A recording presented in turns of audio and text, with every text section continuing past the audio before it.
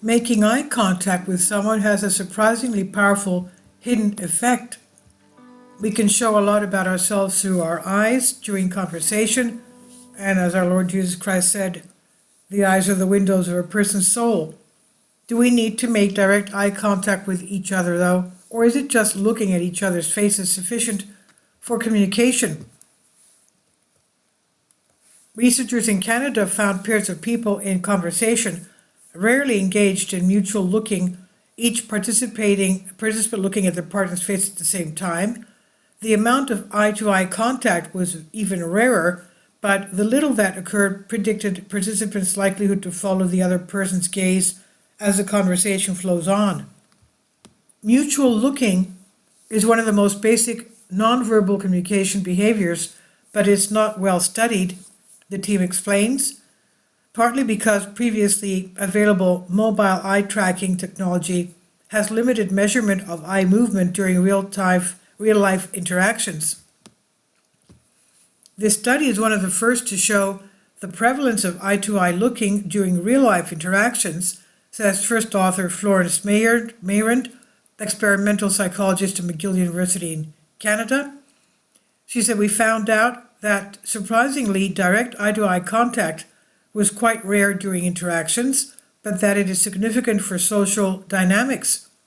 The time we engage in eye-to-eye contact, even if for a few seconds, appears to be an important predictive factor for subsequent social behavior." Mayrand and her colleagues looked at eye-gazing patterns during a face-to-face conversation between 15 pairs of strangers, made up of 25 women and 5 men, all between the ages of 18 and 24. The pairs ranked 12 items in order of usefulness in a made-up survival situation while wearing mobile eye-tracking glasses with a front-facing camera recording their field of view. The researchers recorded how often the participants looked at each other's mouths and eyes.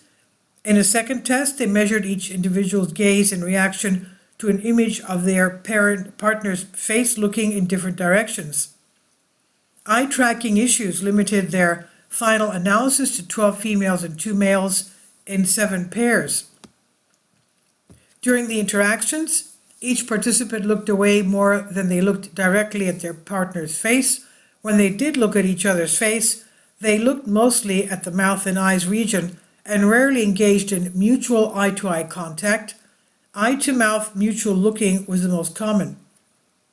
Past research indicates eye contact is important in communication, so this came as a surprise, and the gaze behavior contradicts their other studies in 3 or 4-person groups.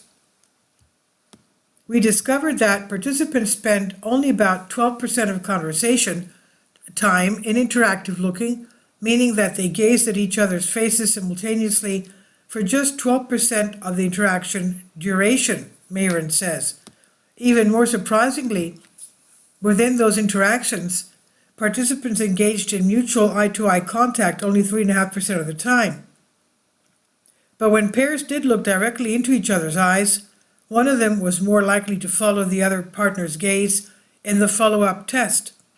Mayrand and team also linked eye-to-mouth mutual looks to a tendency to follow their partner's gaze in the second experiment. The amount of time people spend looking at each other in the eyes may be important for communicating social messages between them, the researchers say, and different mutual looking patterns may be useful for relaying specific messages in different combinations. It's worth noting the list-making task participants completed together in this study may not have been as conductive of numerous mutual glances between faces as other tasks might be.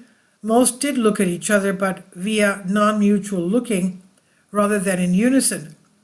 The team says it would be interesting to study in the future how conversational context affects how people look at each other's faces. The sample size was quite small, so larger studies may turn up broader results. Another possibility is that gaze dynamics may be different when people are with friends instead of strangers, of course. The context of the social messages communicated by the eyes remains a highly interesting research question for future work, the authors conclude. The study was published in Scientific Reports, and this is on Science Alert by Rebecca Dyer. Please leave your comments. Thank you for your support. Support my Patreon account. The daily posts are 5 videos daily, and they are totally different from what I have on my YouTube channel.